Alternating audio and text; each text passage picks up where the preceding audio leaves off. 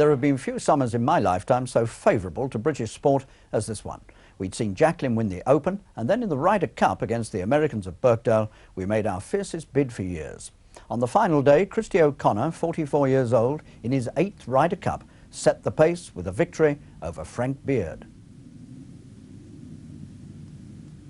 Right in for O'Connor, in for O'Connor, 5 and 4.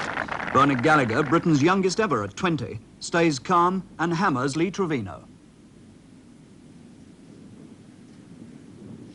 And there it is. What a wonderful putt. Neil Coles, in his 5th Ryder Cup, slams the shot of the week, a 4-wood to the 17th.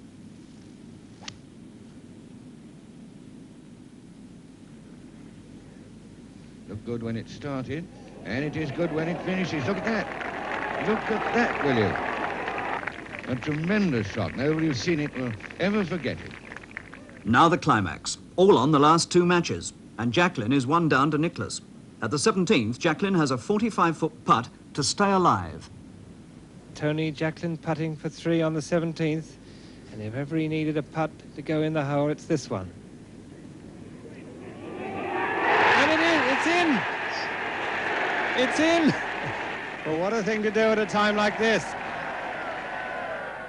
And what a lot now rests on this, the outcome of this putt from Jack Nicklaus. No, it's a stray, and Tony Jacqueline has won this hole with a 3, and the match now is all square. Brian Huggett heard that cheer for Jacqueline, and he thinks Jacqueline's won. As he putts at the 18th, Huggett mistakenly believes, I've got this for the Ryder Cup.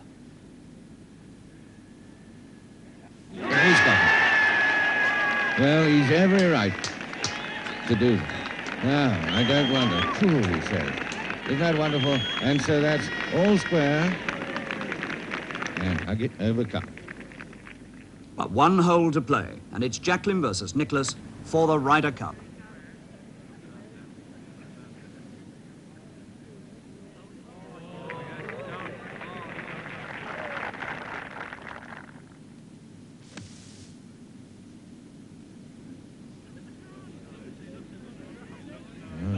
See where that is, but we can. They're equidistant from the hole. You couldn't ask for more than this. So just the 2 of them, they've got a putt each to come. And these putts will decide the entire Ryder Cup match of 1969.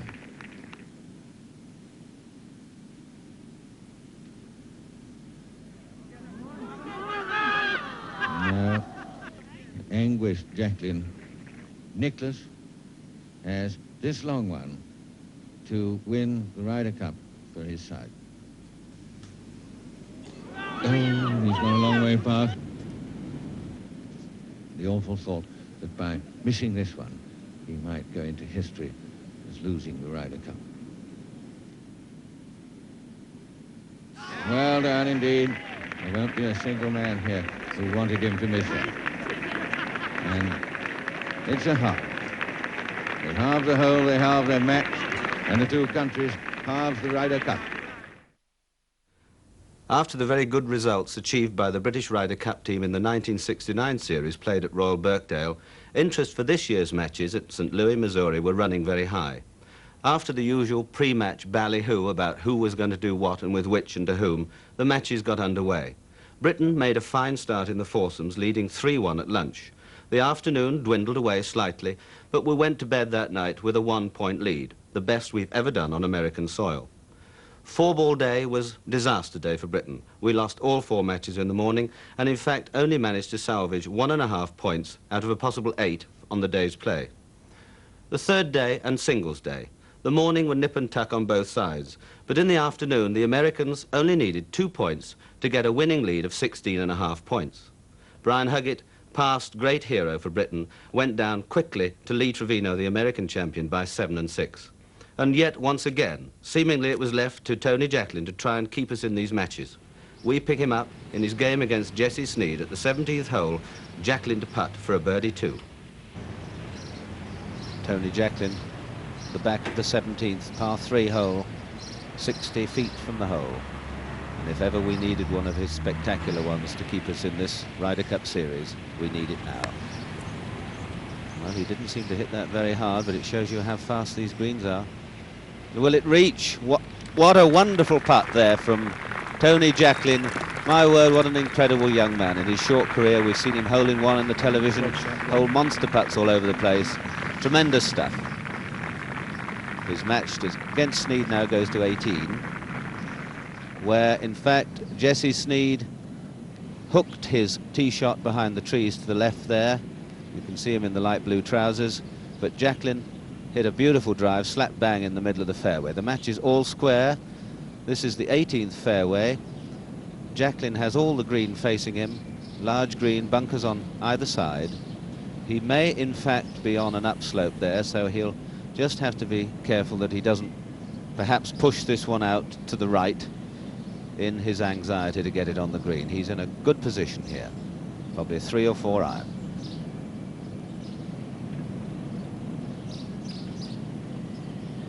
Looked a good swing, but looks as if he's trying to pull it back towards the flag, and in fact he pitches on the edge of the green and just hops off short of the bunker, and the ball has really completely disappeared, so that's doesn't look to be setting too well there for Jacklin.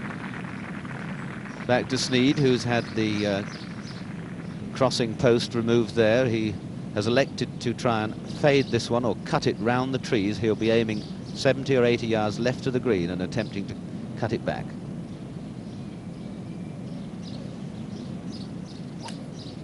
Well, he's got his hands well ahead of that one and flying down towards the green.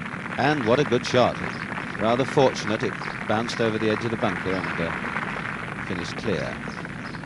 But this is Jacklin with his little chip shot, which is sitting down in that short Bermuda-type grass.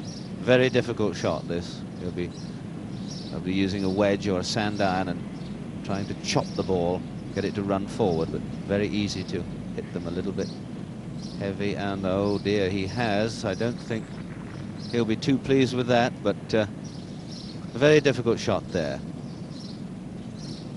This is his opponent, Snead, who you can see has a much easier lie, playing with a sand iron. You notice his hands well ahead.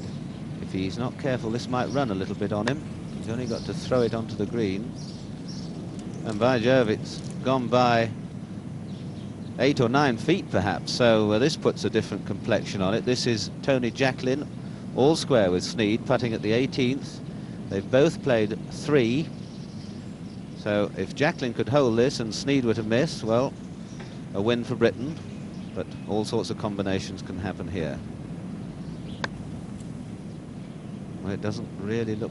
No, it wouldn't be too pleased with that. So here, the nephew of the great Sam Snead, Jesse, huge giant of a man, has this putt to really settle the Ryder Cup match as far as the result is concerned. If he holds this, America will go into a 16.5 point advantage, and which means, of course, in a series of 32 they cannot be overhauled. Very firm left wrist, Snead, hands ahead of the ball, very interesting style. Oh, and right in the middle. So what a good start for Jesse Snead in his Ryder Cup career. He beats our hero Tony Jacklin and makes sure that the Ryder Cup stays in America.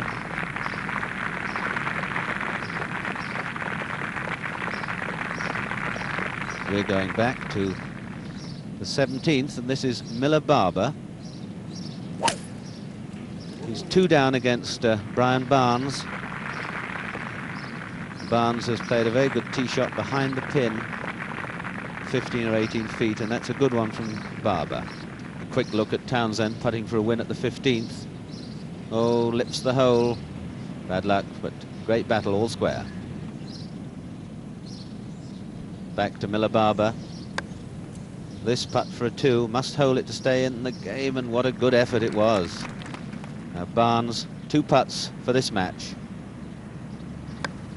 Harry Varden used to say, when you've got 2 for it, take them, and he's done just that. A nice safe putt by Barnes, shakes hands with Miller Barber. Good day for Barnes, 2 points from 2 singles. There's the position, the moment, Great Britain 10.5, the United States with their 16.5. are now unbeatable. Bannerman has this putt to remain 2 up. Might fall a little from his right as he putts it. Quite a fast putt.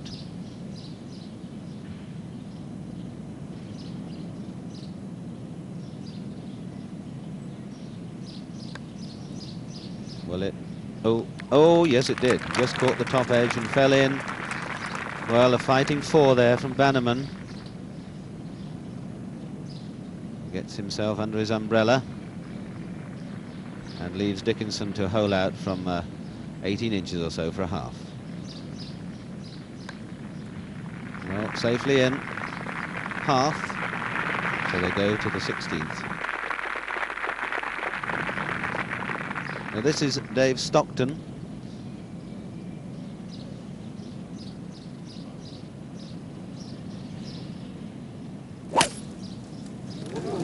Beautiful second shot at the 18th from Stockton there. Had to cut it off the bank. He's using all the green, and look at that ball swinging around to the hole. What a fabulous shot. He and Townsend are all square at this point, and that really looks like a killer. And this is Townsend, who's played magnificently all week. Getting a long iron. Oh, will it be up? Well, it's trying hard. If it gets over that knob, it'll be very good. But no, sadly, it's just rolling back, leaving him a long putt. Yeah, that's what these matches are all about. That is the trophy given by Sam Ryder so many years ago. And here's this young man, Townsend, who's battled so well here this week. Played probably as good a golf as anyone in either team, and so far has yet to win a point. But that's how it goes in competition like this. This putt now about 40 feet for a birdie 3 at the 18th. Big swing over the hill. No, it's swinging away. A good strength, but a tremendous swing. So Stockton has a putt of about 3.5 or 4 feet now for a birdie 3 at the 18th to beat Peter Townsend in a match full of good golf.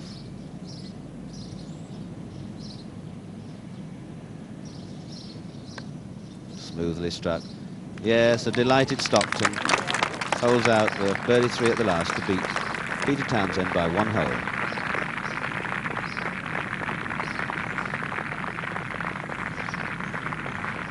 Back on the 15th, the legendary figure there in his maroon waterproofs of Arnold Palmer. Well, here's a man who's pulled off some miracle shots. He's been fighting hard. He was 5 down to Peter Oosterhouse. He's got it back to 2. And that's a long one. Oh, and a typical Palmer effort there. Tremendous putt. Well, they say he can't putt anymore, but he's doing pretty well there. So, Palmer, thrusting away at young Oosterhouse, is now only 2 down and 3 to play after being 5 down after 11. US Master Champion Charles Coody playing the 17th against Bernard Gallagher, 220 yards. Using a 1 or a 2 iron, slightly elevated green.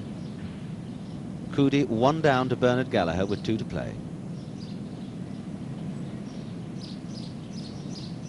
Oh, his right shoulder came into that a bit earlier. I'm sure he's not too happy with that one. No, and he's gone down left in the bushes there. Jubilant young men telling us where it is. Now Bernard Gallagher, 1 up, really in the driving seat here.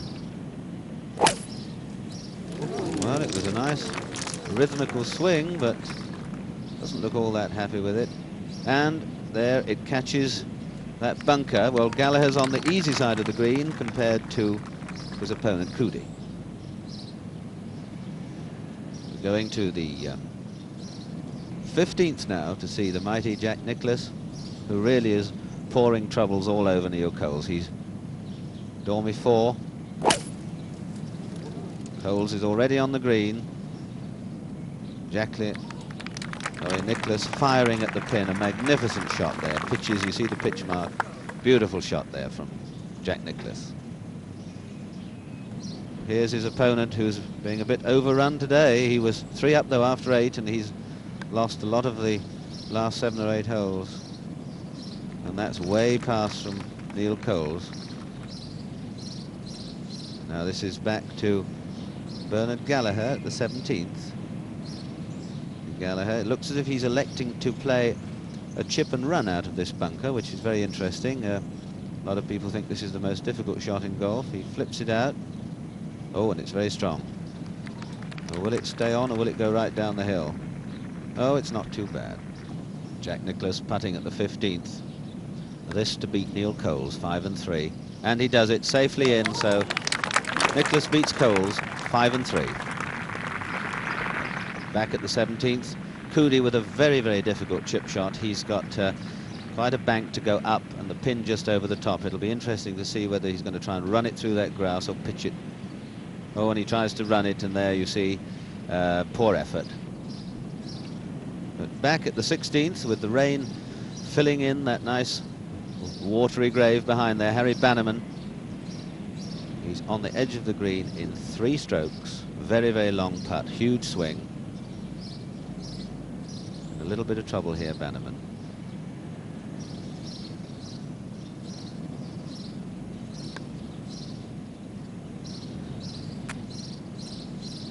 In fact, Bannerman is 2 up at this moment against Gardner Dickinson. Dickinson putting now for his birdie 4.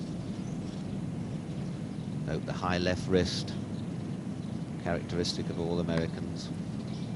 On its way, big swing again on that one. See it falling down to the left.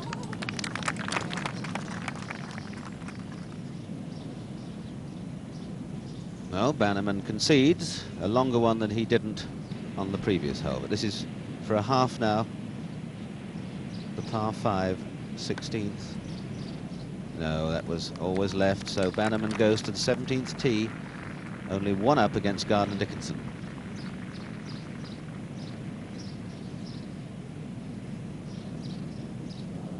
Coody, in fact, after that poor chip shot, played another rather indifferent one and has gone some 10 or 12 feet past the hole, so he needs this for a bogey 4, and it slips by, so that'll be a 5 for Coody. Gallagher putted up from the edge of the green a little bit short, but although this is for a bogey 4 at this 220-yard par 3, Gallagher has this putt to beat the American master golfer and World Series winner Coody, and it's smoothly in. Well done, Bernard. 22 years of age, a great performance.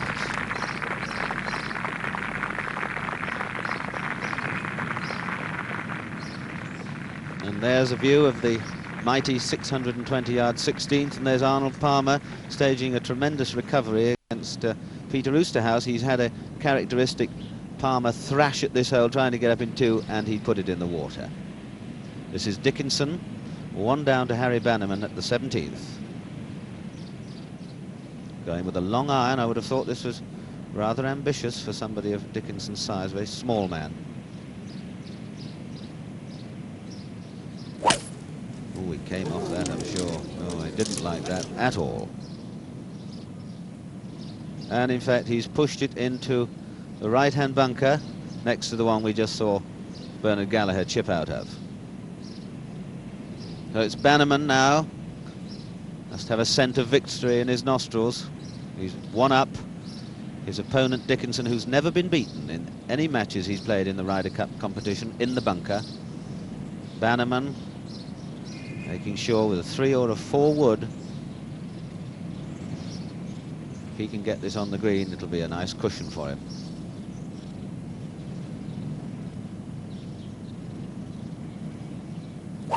Oh, nice rhythm. Very smooth. He's really come on a ton as Harry Bannerman over the last 12 months. And safely into the middle of the green, although he's quite a long way from the hole. And there's Arnold, after being in the water for 1, had dropped it on the bank and didn't quite make it again, so he's having a lot of trouble here.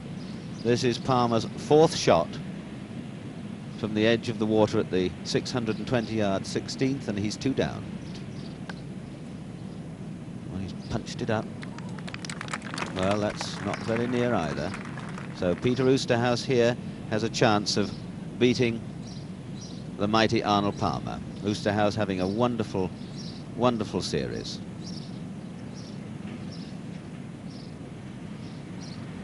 There's a view of the 16th, but this is Oosterhuis now putting for his birdie 4.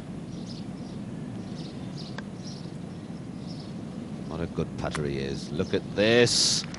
Oh, an inch away. Well, that's a very, very safe par 5 for Peter Oosterhuis, and how delighted he is. Look at him there. Grand lad, Oosterhuis. But Palmer now has to hold this to stay in the game.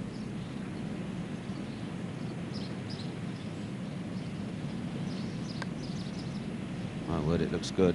Oh, just by the edge. So Peter Oosterhuis gains a great win over Arnold Palmer by 3 and 2, and not many people have had the pleasure and the honour of beating Arnold on his home soil.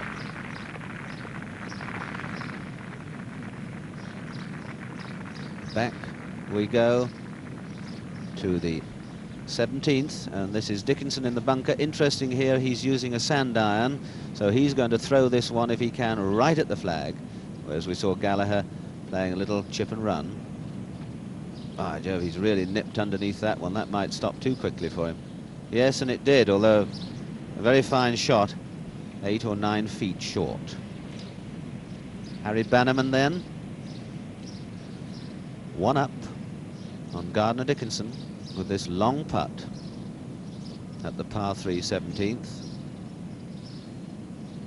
And Bannerman certainly wants to get down in 2. If he can get down in 2 from here, put a tremendous strain on Dickinson and might in fact close him out on this very hole.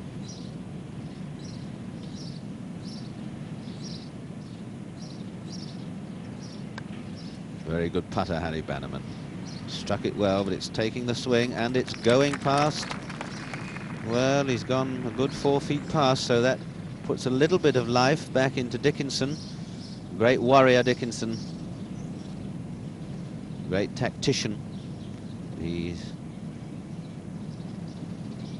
desperately needs this one. If he could squeeze this one in, of course, it'll throw the pressure right back on Harry Bannerman. Putt of about 12 feet, probably moving from right to left as he plays it.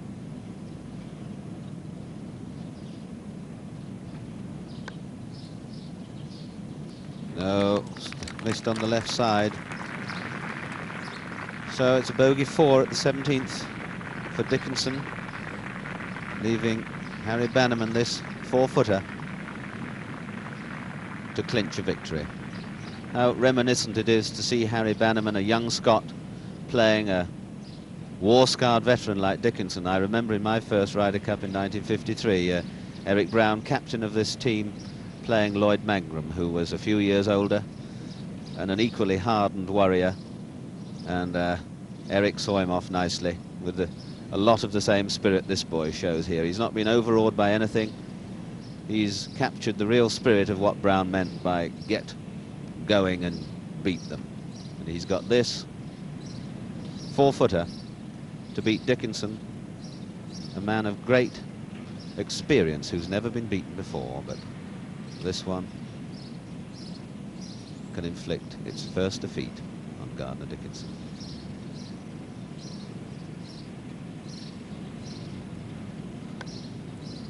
Beautifully struck. No sign of nerves there from Bannerman.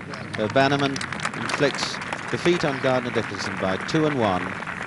And there you have the result, the final score. Great Britain 13.5, United States of America 18.5. So ended the 1971 Ryder Cup matches.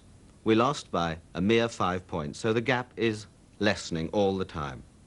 Some of our players went with very small reputations and have come back almost veritable giants, especially as far as European golf is concerned. And I, for one, look forward to the next series of matches at Muirfield in 1973, where perhaps the words of Lee Trevino will come true. He said that in 10 years' time he expects the British team to be winning every year. Perhaps that's a little over-generous, but I, for one, certainly feel that 1973 will be our year at Muirfield.